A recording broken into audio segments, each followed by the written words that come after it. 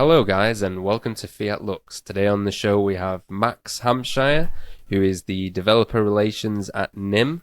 We're here to talk about NYM, privacy, crypto, networking, a bunch of things, I'm sure. Max is a very interesting guy. I'm sure there'll be many of my listeners that will have seen him doing some talks online, like parallel, I can never say this right, parallel Palelnis, Palelni? Parallel Nipolis, I think is what you Parallel say. Nipolis. Okay, Yeah. okay. I'll try and remember that for next time. So yeah, how's it going, Max? Welcome to the show. It's good. Thanks for having me on. Thanks for having me on. Yeah, I appreciate you coming, and I can't wait to can't wait to get into NIM. So yeah, I guess we'll start with a bit of a basic question. What is NIM? Cool. So, right, NIM is a company, and we have there's two main pieces of essentially like privacy technology that NIM makes.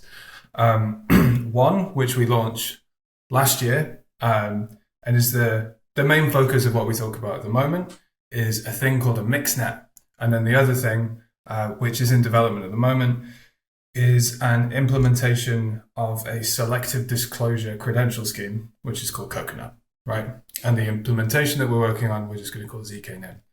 I'm going to focus on the mixnet mostly because that's the thing that's deployed, and this is, I think the thing that a lot of people know NIM for, and I'll talk about Coconut like kind of briefly afterwards. But a mixnet is essentially a way of trying to answer the question, if you assume that someone has a god's eye view of a network, right, of all of the data packets moving in between a network, what is the way to make it so that this god's eye view, who can track every packet, can't tell who is talking to who and at what time on a really high level, right?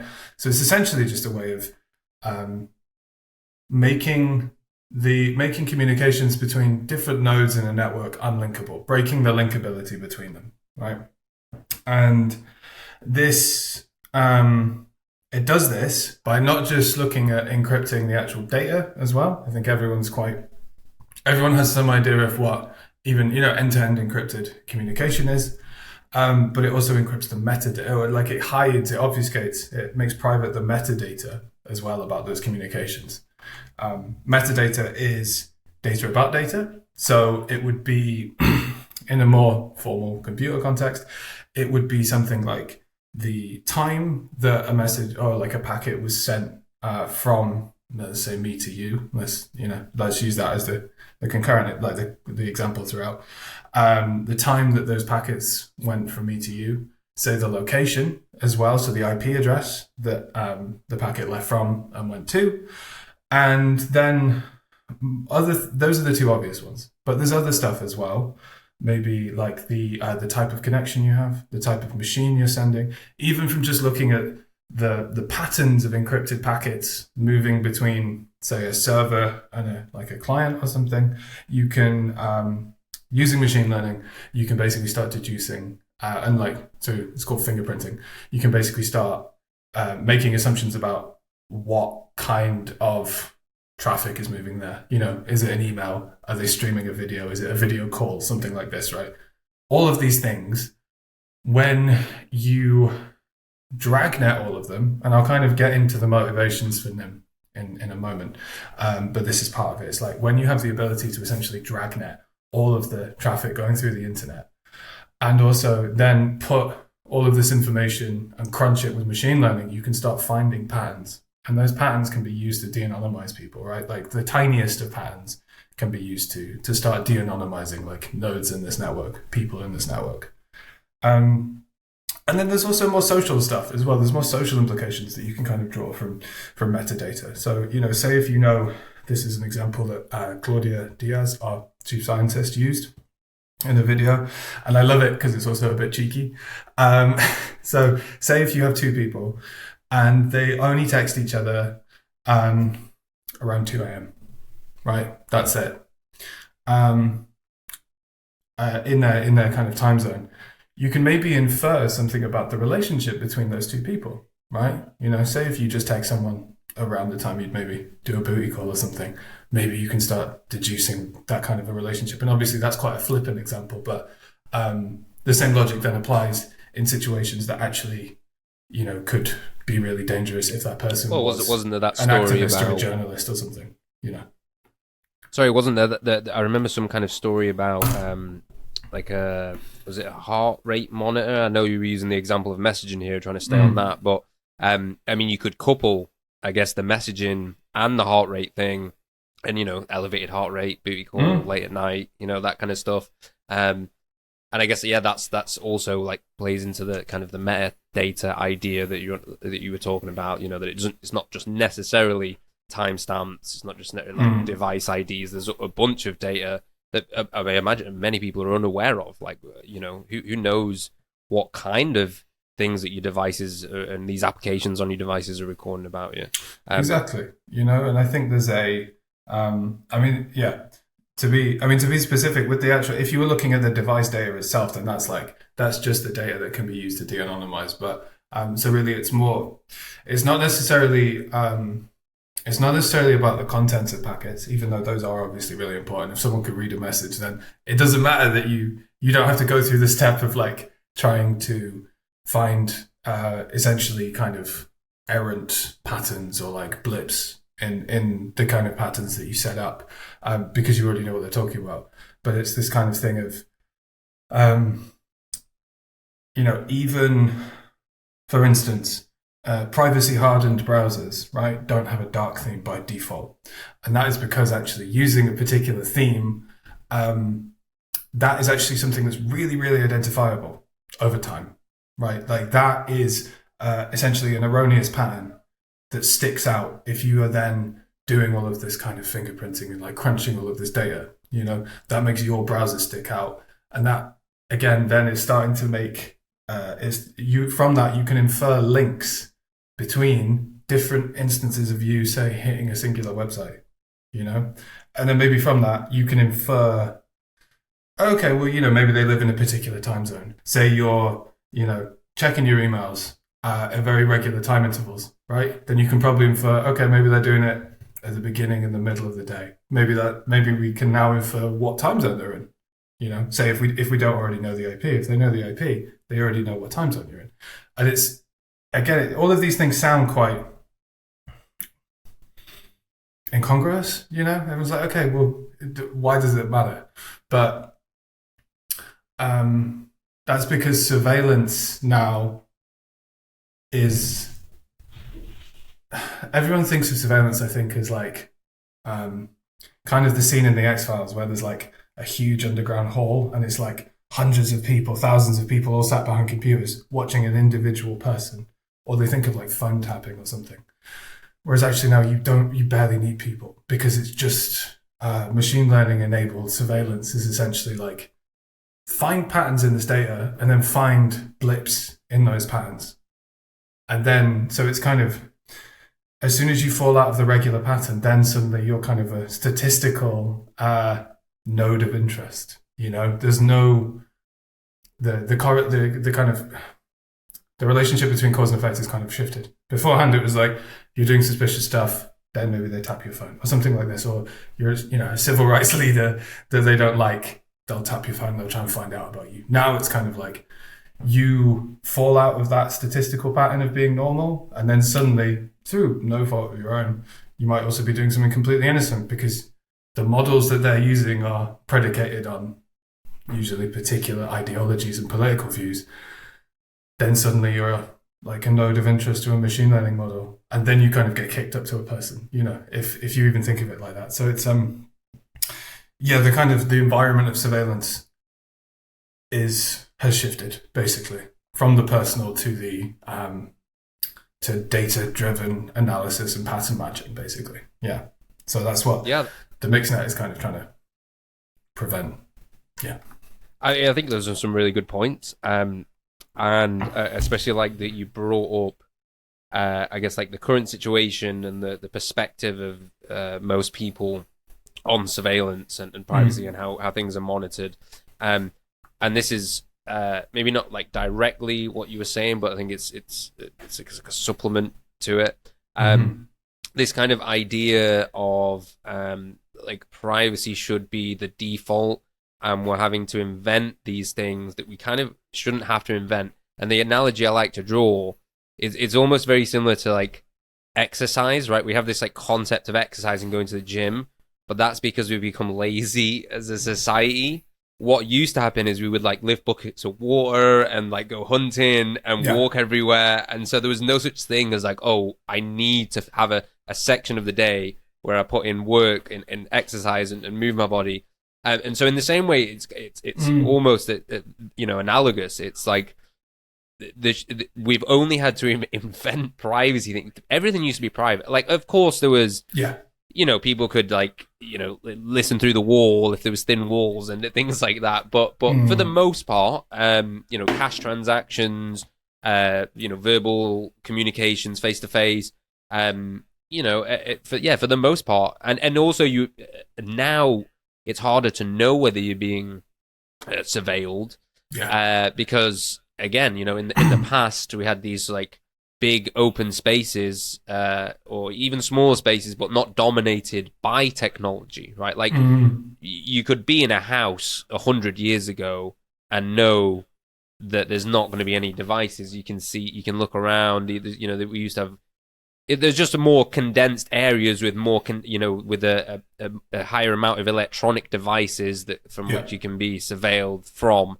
But anyway, I just thought I'd bring that up as a good analogy and maybe how people should kind of. It's completely how it is. Basically, I think there's and this is like a wider point that I think we can get into maybe a bit later as well about like how people view technology. But like, the internet was never made with like privacy in mind.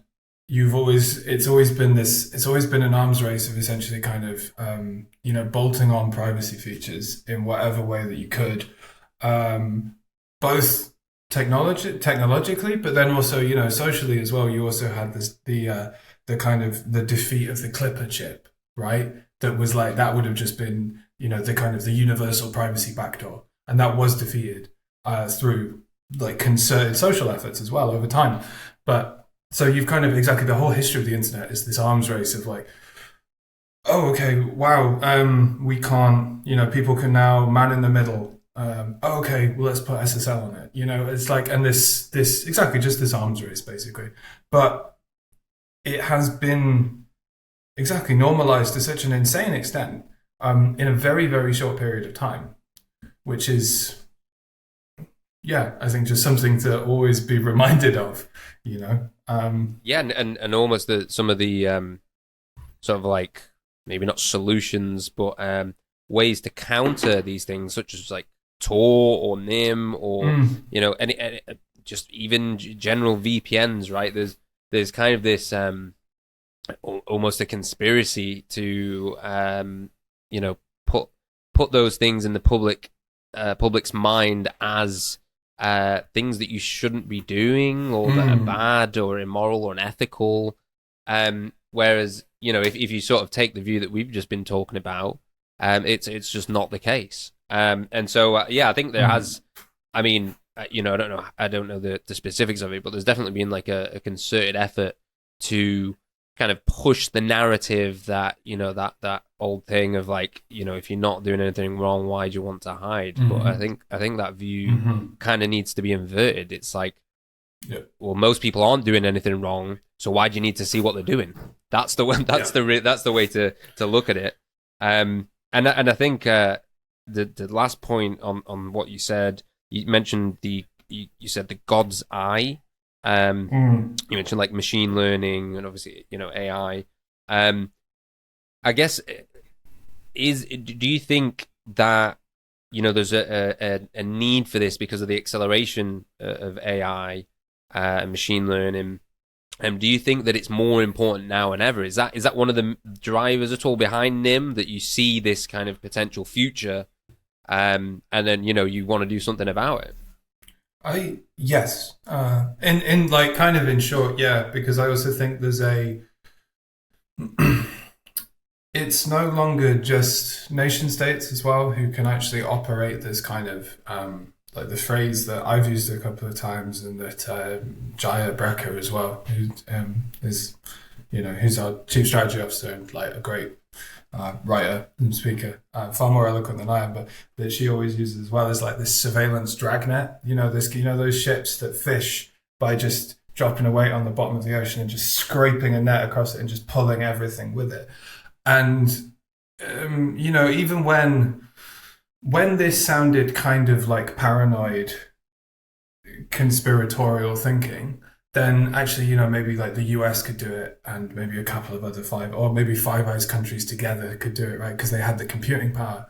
But then actually now, also partially due to the kind of like the privatization and the selling off as well of the operation of stuff like core network infrastructure to people like AWS, then actually now you have companies as well that are essentially extra-national organizations who can just who can like start gathering all of this data and have the spare compute power as well. Like they're just the raw CPU cycles to actually then analyze it and train models on it and all of this kind of stuff as well. Yeah. Yeah. So AI has definitely has enormously accelerated this. Basically, yes. Yeah, I mean, on that point, I think I've sometimes wondered who really is the most powerful. We look at these governments, these states, and it's kind of like the default position that, like, oh, of course, like, the guys with the guns and the military and things, those are the ones to be feared. But then when you sort of deconstruct the idea of power itself, and you think, what really is power? And at least just one of the conclusions I came to was that, yes, power can be brute force, it can be violence, but it can also be influence on people's behavior. And so when you think about something like Google, right, and you think that everyone's homepage is Google, and if they wanted to put a message out there, right, how many, just changing the homepage, just putting a message on the homepage, how many people does that affect? How many people, how does that affect people's psychology? How many people see that more than once a day? Like, if they were to keep a message up, like, how long does it take before they can shift culture, And so, yeah, when you think about things like that, like Google being a really good example, or Amazon, with AWS, it is quite a scary future, or even a scary present, right? Because that's what you were saying. It's like, it's not just, the fact that everything's being privatized and this core infrastructure is being privatized. So yeah, I think we in general in society, it might be time for a shift. The way that we look at, like, who holds the power now, like it's the technologists in a sense.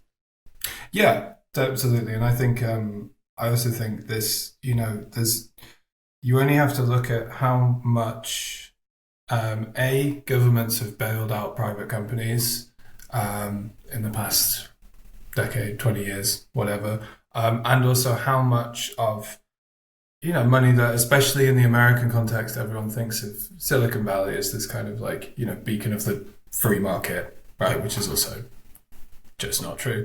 But, everyone thinks, oh, okay, this is kind of like private money. This has nothing to do with governments. But actually so much of their money does actually also come from government subsidies, government funds, like all of this kind of stuff. So yeah, just looking at those two things as well, like, yeah, the interweaving between what we think of as the state and the private sector as well, that is just shown to be a false kind of dichotomy, I think, as well. So then, yeah, as soon as you have that involved, and then you also have the power of legality involved as well, which is the big thing about VPNs, right? Because everyone thinks, okay, well, and again, it's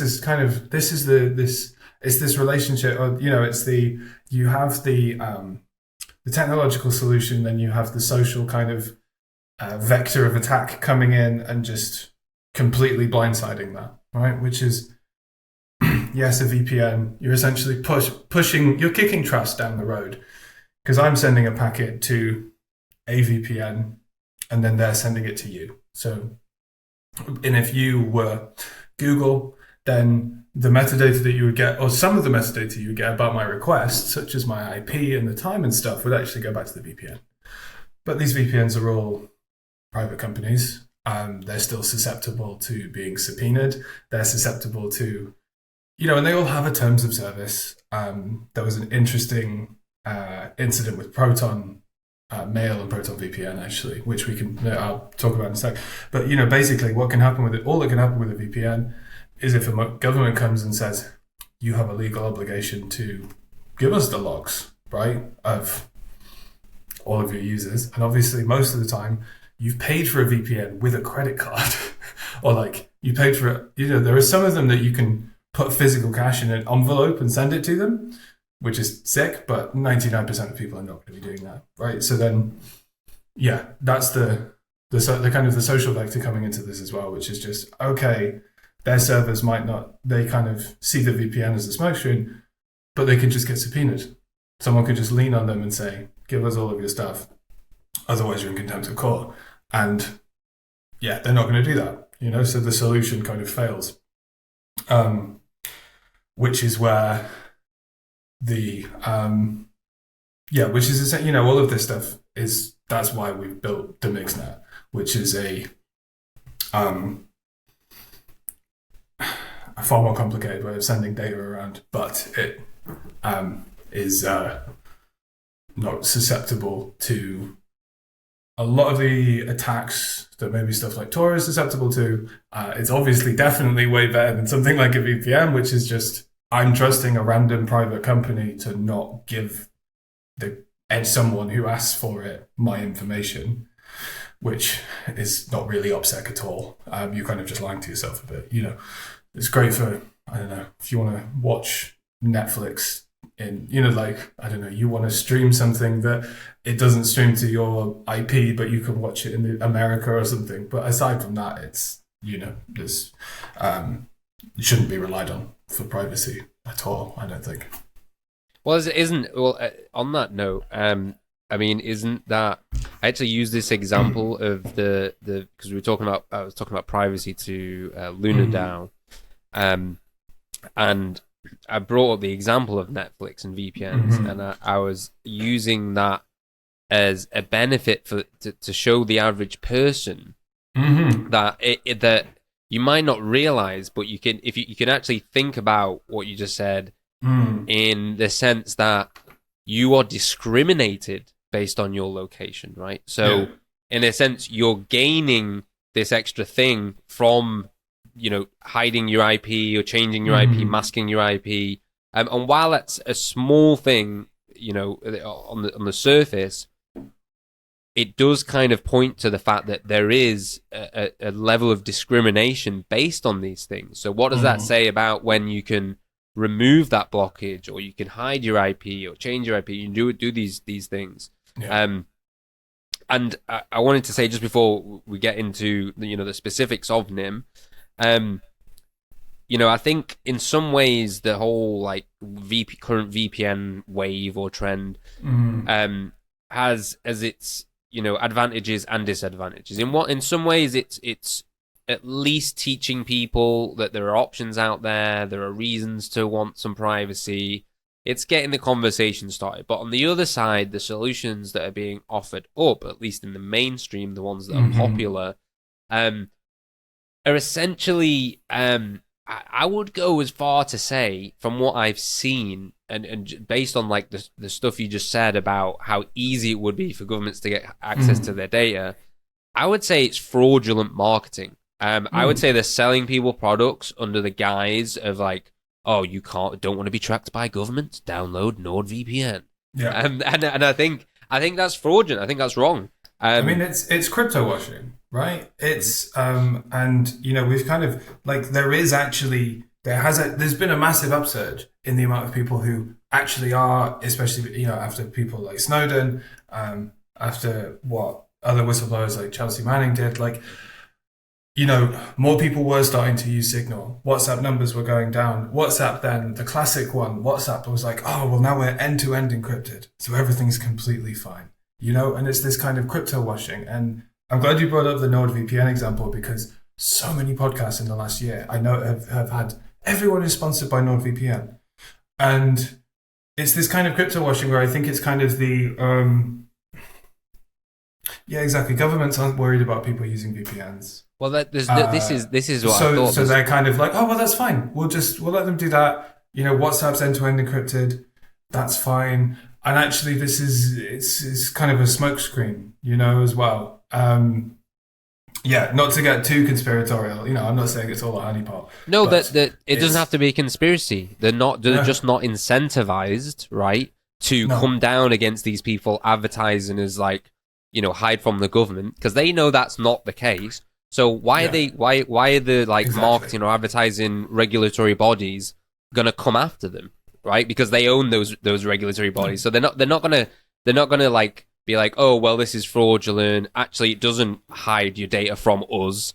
That's just not going to happen. So Yeah. they're going to allow them to advertise these things as such. So just to actually, to get back into Mm-hmm. NIM, you brought up Mm-hmm. Tor before, and I think maybe just for the average person, I think the average person by now, probably if they're watching this, is probably aware of what Tor is. They might not understand completely how it works. Yeah. It's this onion routing thing. There's nodes. But I did watch the talk that you did, and I did like that you kind of used Tor as the example, and then showed how NIM was the same and how it was Mm-hmm. different. And I think maybe if you wouldn't mind, could you speak on what the difference is between Tor and NIM? Just because I think that's probably going to be helpful to a lot of people who already understand Tor. Yeah, sure. Okay, so so the basic way that if you use Tor, if you open a connection to Tor, the Tor client in either in your Tor browser or now if you do it with I don't know something with like Brave, or say you're using a crypto wallet and you can connect to Tor, right? What's actually connecting there is a Tor client, and your Tor client will essentially it will look at all of the available nodes that it can use to route traffic through, and all of these nodes have public keys up, right? They all have these public keys are in a directory, and so what you basically do with Tor is you then pick three of them, which is called a circuit with Tor. So you essentially say, okay, I want to talk to that website at the end. You pick a circuit of three Tor nodes in between you and that whatever that endpoint is, and then all of the packets, the request that you want to send from your Tor client to that server or that endpoint, you multiply encrypt it, which is where the onion and onion routing comes from, right? Because it's like an onion. So you kind of encrypt it backwards, right? So I want the server to be able to read the encrypted message. So I encrypt it with their public key. And then hop number 3, which is where it's going to be coming from, I encrypt it again with theirs. And so you get this essentially, this onion of encryption that then as I pass my packets to the first node in the circuit, they decrypt the outside, which they can decrypt. They know where to send it, but they can't see the contents, right? And the key thing, why bother doing this? Because it sounds like a lot of extra steps. What you're essentially doing is you're breaking linkability, essentially between between the sender and the receiver, but you're also making it so no single node knows both where the packets are going and where they're coming from, right? And that's kind of the core, the core idea of Tor. That basically your ingress node, that first hop, they may know where the packets are coming from, but they don't know where they're ending up. The exit node doesn't know where the packets have come from, but they know where they're going, and that's basically how. That's basically a very high level idea of how traffic moves through Tor. Now, this is susceptible to a lot of things that when Tor was designed were almost like science fiction, right? Which is stuff like timing attacks, where if you view the inputs and outputs of Tor, all of the traffic going in and out of Tor, and this has been done, you can essentially start like de-anonymizing, start linking the sender and the receiver. And you can also do stuff like traffic analysis because the packets moving through Tor are all different shapes and sizes. And as I kind of said before, you can actually start inferring a lot of information about what might be inside those encrypted packets, even though you can't read them, right? So NIM works in along relatively similar principles, but with some like pretty key differences, which break the ability to do a lot of these kinds of attacks, right? So you have a NYM client, much like you had a Tor client, and instead of 3 hops, NYM traffic actually takes 5 hops. It goes to a gateway. It goes through 3 mix nodes, which do the mixing in mixnet, as I'll get to in a moment. And then it goes to a kind of an exit gateway. And what basically happens is when you're going to send a request through NYM to a server, you multiply encrypt. You kind of have this layered encryption format, right? In the same way that you do with onion routing. But the main difference on the level of packets is that you actually you encrypt everything as identically sized packets. And they're encrypted in the Sphinx packet format, which is, it's used by Lightning and a couple of other projects as well. It's like just a nice, efficient encryption format. So they're all the same size. Okay, so as you see traffic moving through the mixnet, then you can't actually then start fingerprinting and going, oh, well, that maybe that's an email, maybe that's a video file, right? So that's already kind of one vector of attack that's kind of quite closed off. One of the other things is that instead of making a circuit, so instead of having kind of a route almost, of these hops that all of your traffic goes through, NYM routes by packet. So actually each packet will take a different route. So it's kind of there encrypted. Say you have your request, it's a login request to your emails or something like this.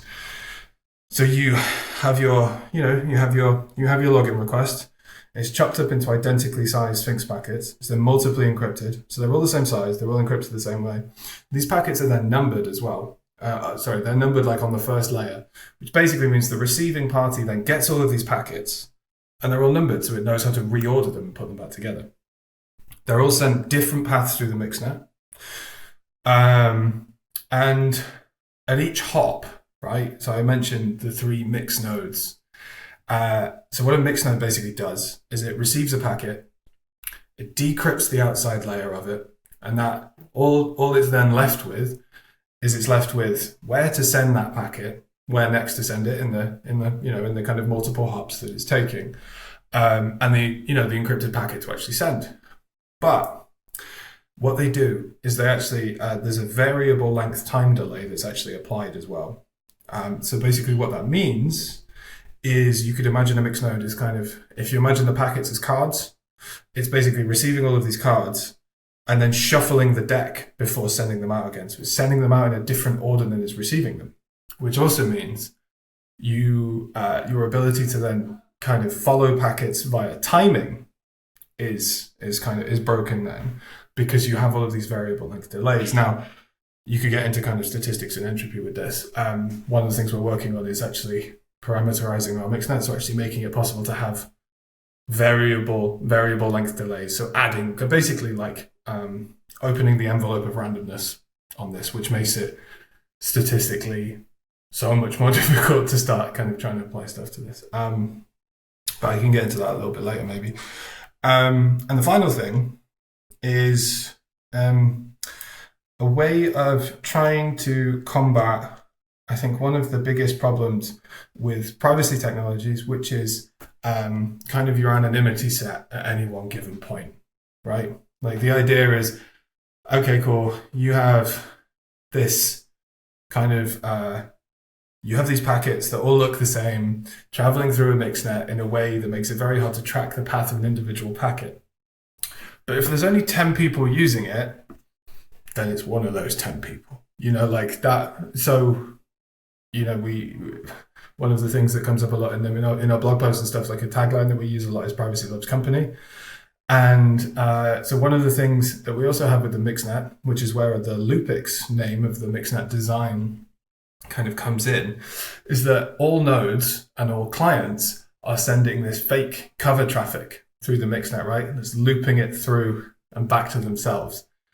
And kind of when there's real traffic, that's being kind of almost, you can imagine it's being inserted into this kind of regular flow of identically sized, identically encrypted packets, right? So it's kind of, like hiding the signal in the noise. And so then when you apply all of these things together, so identically sized packets, variable timing delays in the hops, this kind of reshuffling of packets, and then you also add this cover traffic in, then you can start to see how the kinds of statistical analysis of essentially network traffic that unfortunately governments, private companies, all of these people can now perform. You now see how that's like a lot more difficult to start de-anonymizing people by linking stuff like the timing of packets, the size of packets, all of this kind of stuff. You can start to see how that de-anonymization is a lot harder to perform, basically. Another key difference from Tor has directory servers, which are basically I think it was 10, the servers that if you want to run a node, or rather all the nodes that the network sees as being up exist on one of these directory servers. As soon as your Tor client comes online, it will try and get what's called the network topology, the possible routes, and importantly, public keys, because you need those to be able to encrypt, so they can decrypt it, right? It needs to be able to ping one of those 10. Now, obviously, that's a certain point of centralization. At least a certain centralization of possible attack vectors. So we instead are actually using a COSM-WASM smart contract for this. So with the NYM, even though it's an overlay network, it's not attached to the blockchain at all. We do have a blockchain, which is called NYX.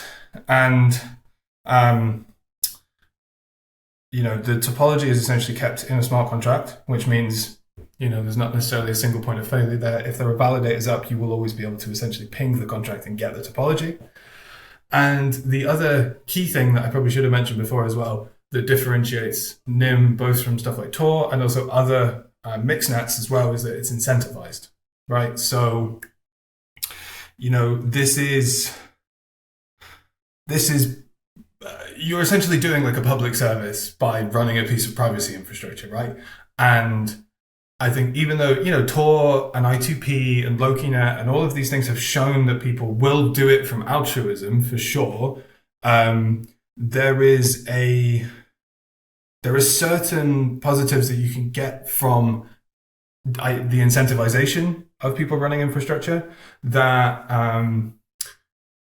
some of them are just people are spending time on this. People are wanting to provide essentially a public service of, I want to run I know how to do DevOps. I want to run a mix node and help provide privacy for people to use.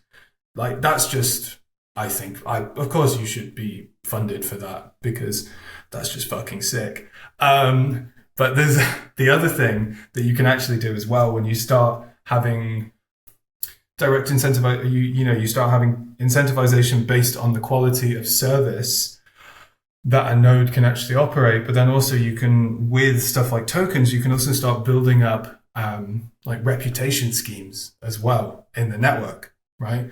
People can delegate to mixed nodes, and there is a closed set. There is a set number of mixed nodes that will be mixing at any one point, and time in the mixnet is split up into epochs, which at the moment are an hour. But there are more mixed nodes kind of waiting in the sides of the stage to be selected to mix, right? This is partially so if there's a massive upsurge in traffic, that means we can scale the mixnet, but also we can shrink the mixnet if we need to, right? Which is important for privacy.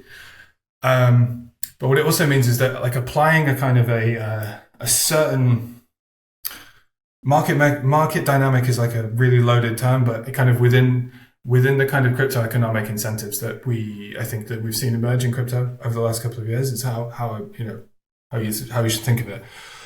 Having that then also allows, it can defend the network against kind of a sudden influx of, should we say, bad actors who want to try and run dishonest nodes and start de-anonymizing packets, start trying to make links between their nodes. And this is because we have a reputation system. Selection and the reputation can be broken down basically into quality of service over time. So there are certain elements of the network that will always send packets through different routes and kind of check, okay, this mixed node is actually Yep, I sent them 50,000 packets. I got 50,000 back, and I got them back really quickly and didn't drop any. Looking good, or not. But having a delegation scheme, which is basically where a node will say, okay, maybe I'll 10% of my profits, I will then share between my delegators. This is, maybe the kind of average you might earn. And, we've also had mixed nodes who are like, I'm going to donate X amount to this address, which is representing a charity for whatever, or a social group or an activist group, and all of this kind of stuff. And those delegations also kind of play into the node selection weighting. This is important because then it makes it a lot more difficult for someone to just say, all right, cool, I'm going to buy 10 million NIM, I'm going to spin up 1,000 mixed nodes, and I'm just going to get them in and I'm going to start de-anonymizing traffic, because they have no reputation from delegation from the community. Yes, so that's essentially our kind of anti-dishonest actor takeover measure, because, with Tor, I was talking about the possibility of de-anonymizing people with regards to machine learning, and kind of in terms of just like raw compute cycles. And you can also see it in this attack that happened on Tor. Accidentally, a researcher had access to a load of spare compute, basically through a university, wanted to measure some stuff, and then at one point was running like a third of all Tor nodes, which obviously meant with a tiny bit of tinkering and a little bit of additional code, they could just start like de-anonymizing whole circuits, which is obviously a massive problem. So, yeah, I think that's the high level overview. Anyway, there's a lot of layers to the system, which we can dig into like different bits as well. But that's a rough overview and a comparison to maybe like more well-known overlay networks like Tor. Unchecked governments have eradicated privacy and truth. Those who resist are brought down swiftly, but we refuse to submit. Lunapunks are freedom fighters, protected by encrypted shadows.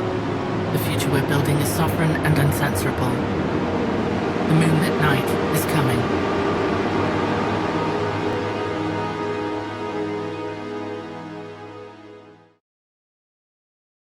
LunarDAO is an investment fund based on Lunapunk philosophy.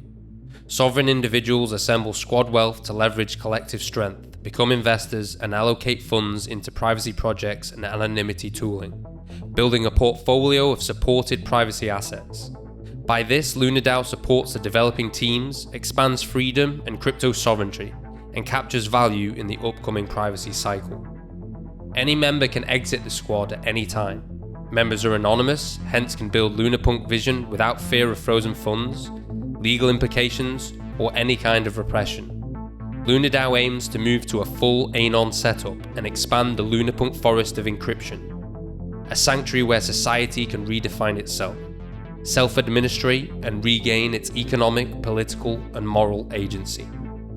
LunarDAO also supports research on privacy technologies, listed in the wiki at wiki.lunardao.net, and educational structures such as Adalin Academy at adalinacademy.org, where people can acquire knowledge and master skills in programming and economy while developing a philosophical frame to generate the future path of the Lunapunk ecosystem.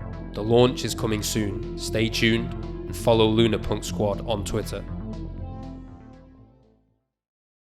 Okay, so on that note, I was listening to another talk about NIM, and I think someone brought up, maybe it was you that brought up the idea of the way that the packets might look, or the network traffic looks from the outside, and there are certain countries, states that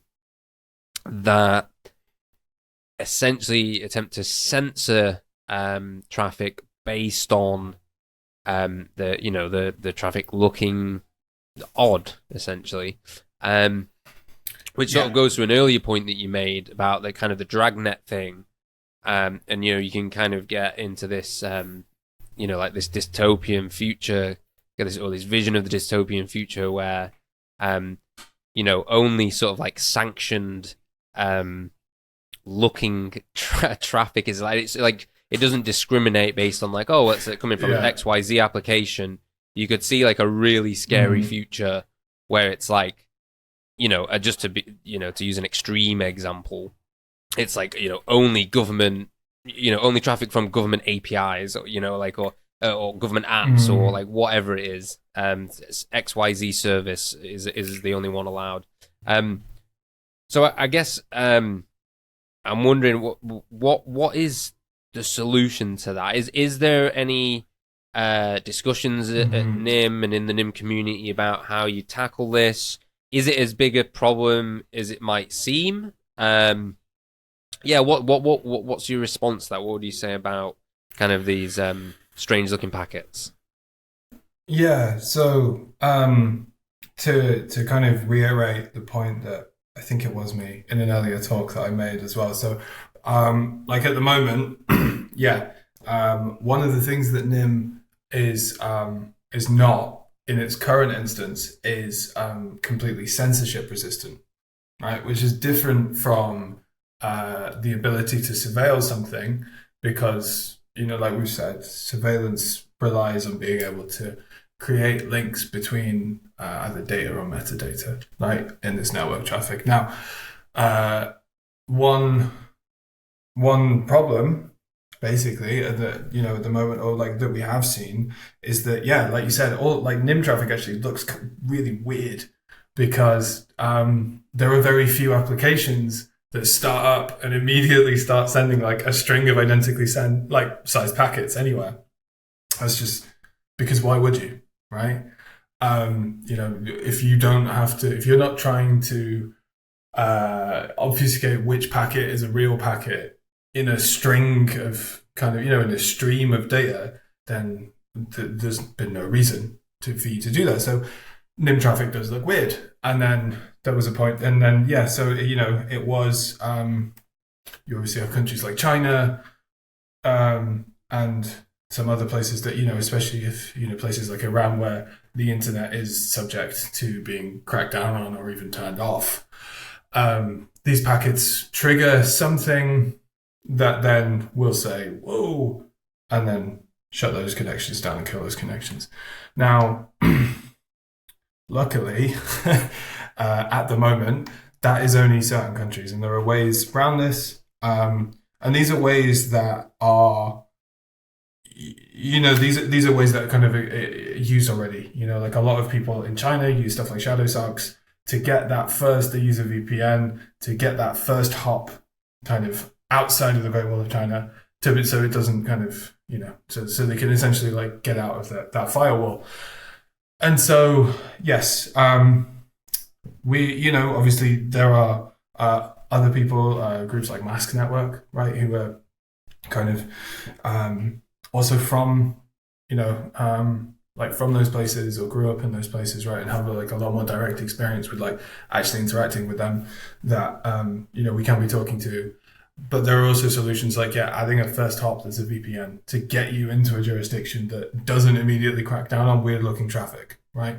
So there are ways around it. And I think that's, I think one thing that I think it highlights quite nicely is that, which maybe it turns into a broader point or like a broader problem I have with kind of Silicon Valley stuff and the way that I think technology is presented, which is similar to what we were talking about beforehand with VPNs, right?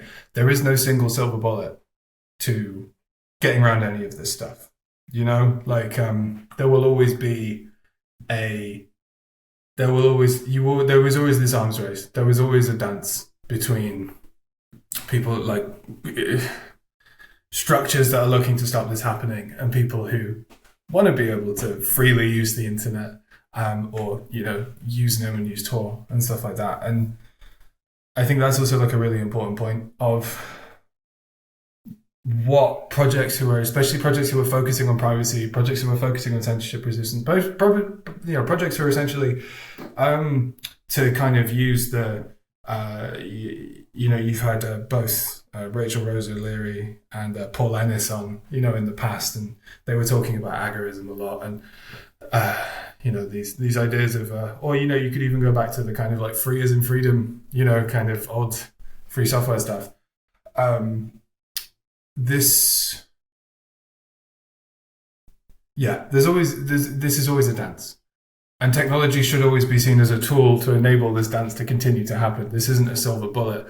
And I think that's also the overwhelming conception of technology that's been pushed by, basically by Silicon Valley, by governments, is like, oh, well, there's a technological solution to this. And that technological solution then removes the need to worry about it. WhatsApp becomes E2E encrypted. Then you don't have to worry about the government spying on you anymore. You use a VPN that you also don't have to worry about it. It's these kind of like placatory things, as well as saying, oh, well, tech will always fix the problem, that I also think projects that in the space that we're kind of talking about need to be, it's an education and a consciousness that we also kind of need to like get people to, to spread as much as actually also saying, hey, and use the piece of kit that we're making. It's also the philosophy behind it and the way of engaging with technology and the social structures that exist and what you want to do. And I think that's what has attracted a lot of people to the space who now work in it too. Even though Bitcoin ultimately was proved, especially with machine learning, to be kind of like at very best pseudonymous, but you can get doxed very easily. The nature of what Bitcoin was, I think the narrative of it is also something that drew loads of people to the space.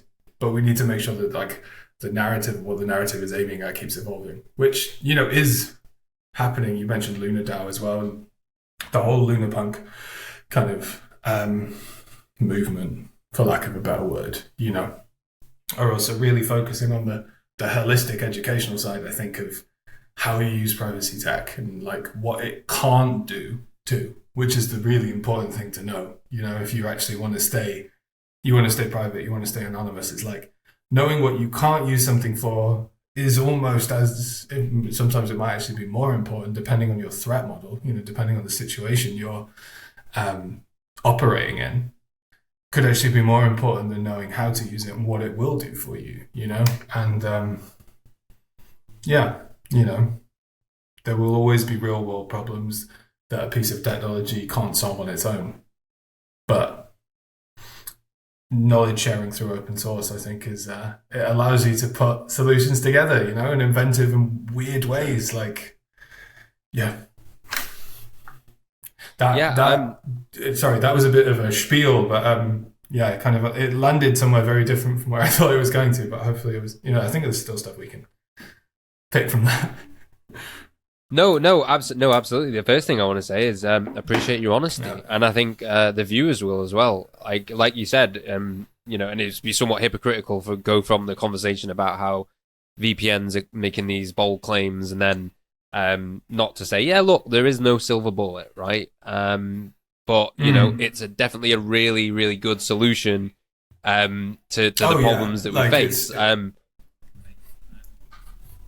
Oh yeah, for sure. Like it's not, that's just because silver bullets don't exist. But like it is, it's the design of the mixnet it's brilliant.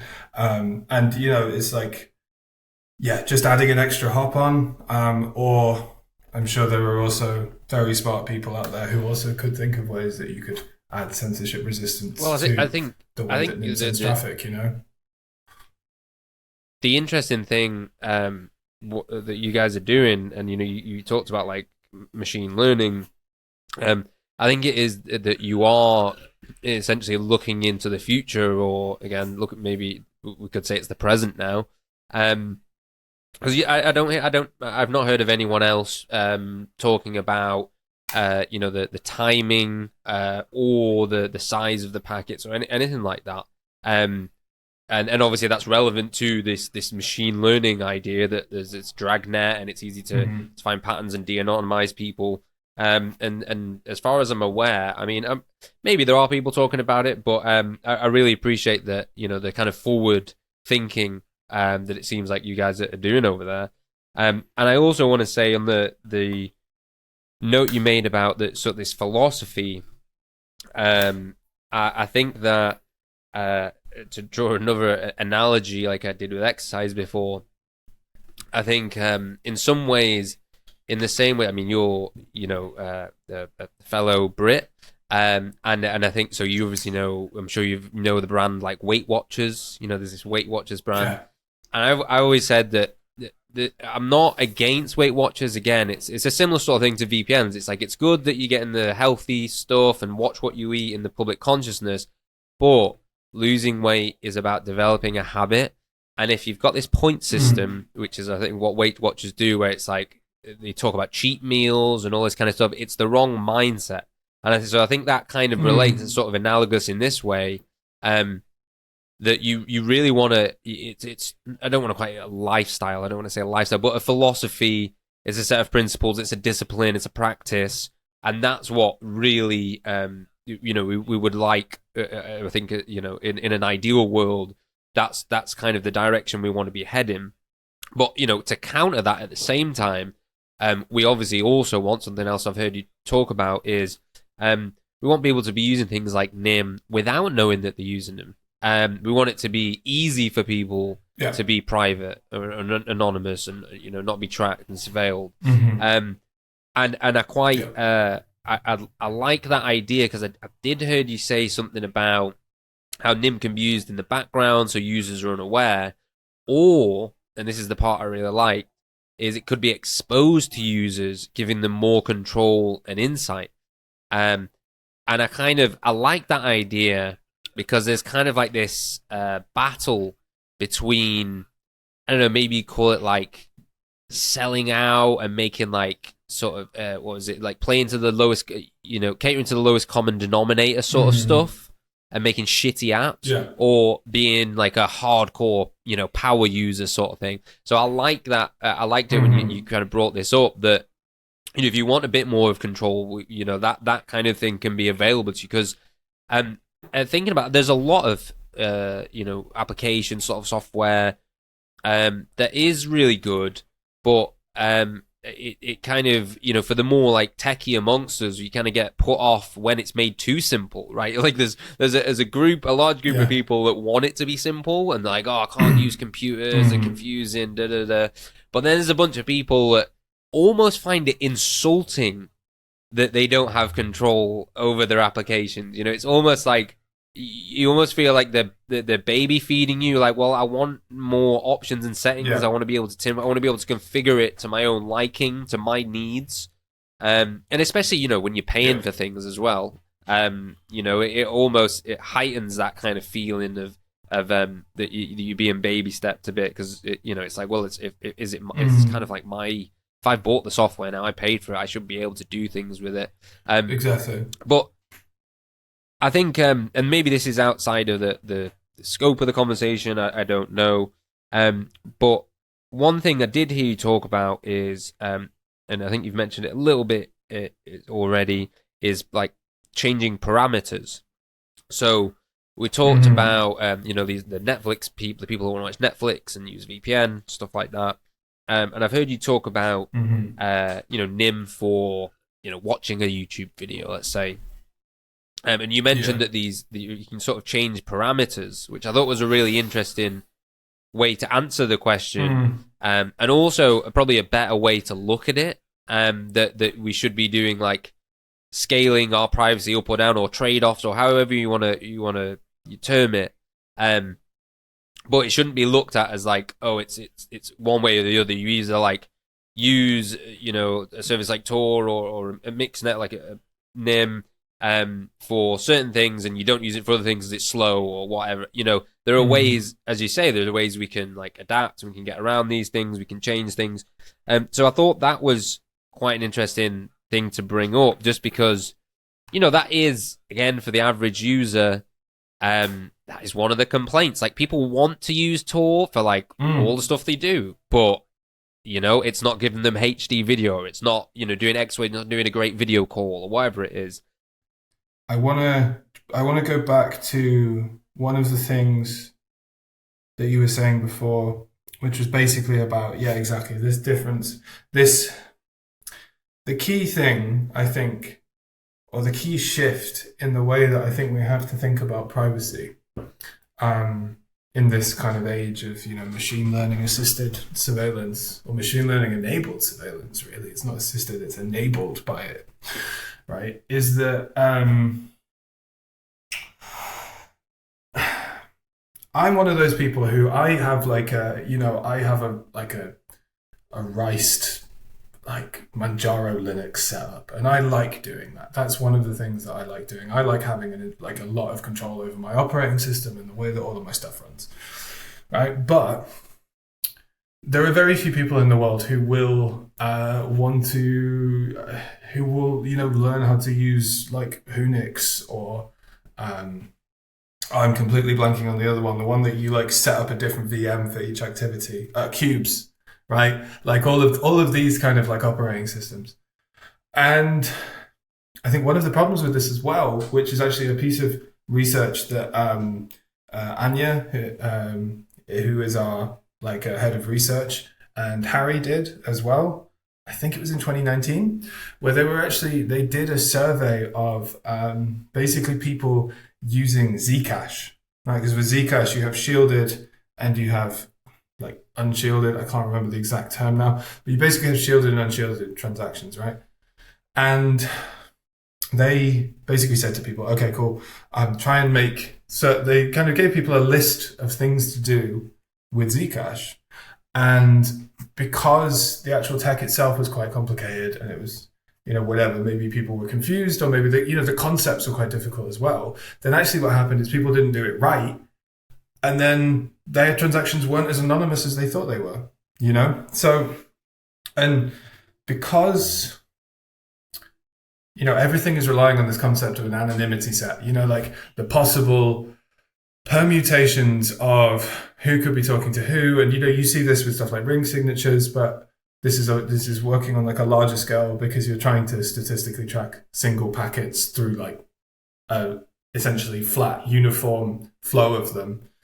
But it is still ultimately statistical analysis, right? So the more people you have using it, the more statistically complex this becomes, until it becomes hopefully unanalyzable even for the kind of giga CPUs that Amazon has buried in a desert somewhere, And to do that, you also then, you can't necessarily be making software that assumes you, can also like set up a WireGuard connection in your sleep, right? Because people just won't really use it. And this is why actually being something that works at the network level, as you brought up, is kind of great, because, we have like an SDK, we have two SDKs, software development kits, right? Which people can use to build apps if they want to directly build apps that use NIM. But like you said, you could also envisage a situation where Signal just uses NIM by default. You as a Signal user don't have to know that you're using NIM, right? Or, you have something which you see in a lot of apps. A lot of apps have something like set up a normal connection or use with Tor, right? You could imagine a use with NIM or something like that as well. And so having this gradient is great because you're pulling people in from hardcore tech enthusiasts to people who don't even necessarily know they're using them. And this also, in a parallel way, like variation basically is what I'm saying is the spice of the anonymity set. And actually, as soon as you start parameterizing the anonymity set, then you start getting this strange thing that occurs, which again, I'm not a statistician, so I couldn't walk you through exactly how. But I'm trusting trusting researching, and everyone can read it as well on the research bit of the website. We have all the papers there as well, so people can dig in if they want. If you essentially have some people who are using a really short variable timing delay, and you have essentially a gradient of different lengths of timing delays, even the people using a really small one are far more protected than if everyone was using it. So what it means, to kind of circle back finally to what you were saying, is exactly, you could have someone who was basically just using it to surf the web. Or even, if you wanted, I did a voice call through it. it wasn't great, but if you want like a really secure voice call, you could use it. But yeah, just something like browsing the web, instant messaging, crypto, transactions, emails, all of that kind of async stuff is perfect for it.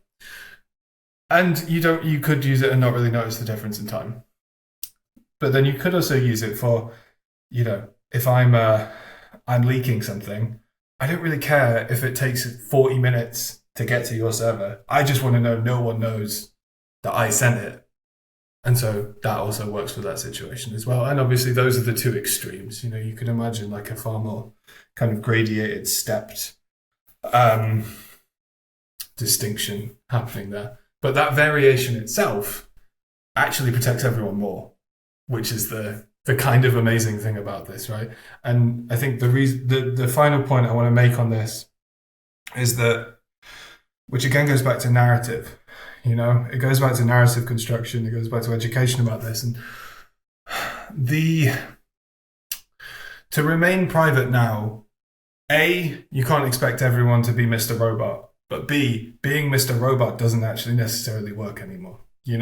Like you can't necessarily rely on being the kind of like the lone fucking hacker, just kind of protected behind everything. Obviously, yes, that's sick. Do that as well. But, you also need to be in like, you need to be within the enormous crowd of people who are also doing it to actually also be protected. And so, that brings up interesting ideas, but also interesting tensions as well. How do you get hundreds of thousands of people to use, a network overlay layer that hides metadata?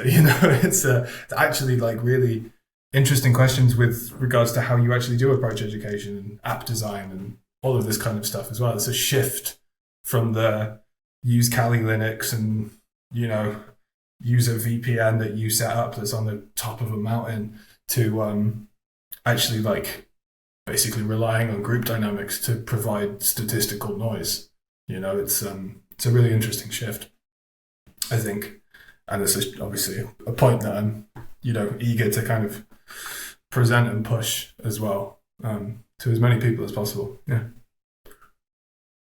Oh, that's great, and I completely agree. It's an extremely interesting dynamic, and it's it's something that's also it's very prominent in the crypto space because there's this kind of idea of like personal responsibility and individualism and all this kind of stuff, but then there's also this aspect of like community and like. Sort of the more people involved, the better, because it's the more decentralized, and then in regards to privacy, higher anonymity set. So yeah, I agree. There's definitely an interesting tension between those things. But on that note, I probably think that's a good place to end because we're running out of time now. Really enjoyed talking to you. I want to give you like the last whatever couple of minutes to just so you can have the floor. If there's anything we missed, feel free to talk about whatever you want to talk about, and then finish on how people can find NYM, how they can find out about it, and then if they how they can find you, or whatever it is you want to talk about. Sure. Yeah, time's flown. So I think it's almost opening another can of worms, but I think maybe I also want to open that can of worms as well. I think this kind of like forming new collectives in the face of like the of reality now in whatever form, and this is also whether it's an anonymity set or a DAO. Hopefully it's a DAO with an anonymity set. We were talking about personal responsibility with crypto before. I personally, anyway, I think one of the biggest UX things holding crypto back is the fact that you don't have social recovery. I can't just shard a key, give it to 5 of my mates, and then I don't have to stress if I brick my laptop because I can recover it, which immediately makes it less scary for people as well, which is again, it's another way of collectivizing this, from breaking the narrative of being like the lone individual hiding under the radar to actually, the kind of collective privacy together we're stronger kind of thing. And this is also in DAOs. You've got Aragon working on like private voting. You've got DarkFi who had they have their anon DAO like on the testnet. All of this stuff is, I think, pointing towards like just in general forming collectives in whatever form, in whatever sphere of the kind of the stack, from the tech stack to the social stack. I think I think that's like how we actually start building solutions out of this as well, and collaboratively working, which ties into something that I already talked about a bit before, which was like the kind of the open source like approach and mentality of this. Siloed knowledge is not good for anyone, and it's only through, I think, open sourcing all of this stuff, whether it's a privacy protocol, whether it's code, whether it's running alternate versions of an app, all of that stuff is, I think, key in like how we move forward and get more people on board with these privacy technologies, which we're all hoping will allow us to kind of organize and live in a different way. Ultimately, like, that is the goal, right?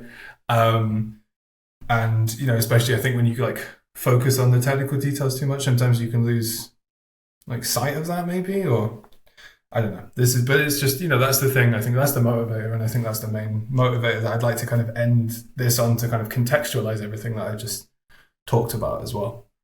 On the more pragmatic stuff, you can find me. My Twitter handle is it kind of looks like a bot, so maybe I'll also, if we could include like some links in the description on YouTube or something, that would be cool. Because it's @_WJTH, which is just very old. It's from the days when I was like a noise artist, and I used Twitter for that. Otherwise, if you can find me on NYM we have a Matrix server, so we're on Element. We have like public rooms on Element, Telegram. We're on Discord as well if you use Discord. Otherwise, actually no, those are the main ways you can get in touch with me. Twitter, any of the NYM socials, and you will probably see me at least some privacy focused crypto events this year and onwards. Okay. Okay. I just want to add a very quick point before we close off. To go to your, what you're saying about we need to collaborate, and that's kind of the point you want to finish on. No, we're not these like lone wolf, Mr. Robot kind of people. At least we shouldn't strive to be. That's not really a reality anymore. If we want to use sort of like imaginaries or like we want to be sort of archetypes or metaphors, symbolism, that kind of stuff. I would say think about it like Lord of the Rings, right? So they're all warriors, right? Aragorn is a warrior in his own right. Gandalf's a warrior in his own right, but they all join forces and join up. Just because you're part of a collective doesn't mean you can't be a fucking badass individual, No, exactly. And that's what I like about crypto. It's kind of got that mix of like soldier warrior sort of thing, but like also in the DAO, we're in it together. I thought that was a really good, important point that you made. Yeah, and it's shifted attention as well onto like the importance of organizational protocols, right? Which ultimately sound a lot less cool than being Mr. Robot, but actually is how you can do stuff where you can have groups of people working together with a shared treasury that they trustlessly manage, which means they can actually all trust each other a shitload more because no one's going to run away with the money, that doesn't have to think about borders, right? Just that on its own for something like a collective. And then you whack the fact that it's on like an anonymous chain and you can't get network traffic. You can't be, de-anonymized based on your interaction with it. And that's as an organizational tool as well, that's like an amazing thing, but that only happens collectively, right? The Lord of the Rings analogy is sick. Actually, it's nice. Maybe I'll try and work it into a talk as well. Cool. Yeah. All right, well, thanks for watching, guys. Really enjoyed this. Thanks for coming, Max. This has been Fiat Lux. We'll see you guys in the next episode. Peace.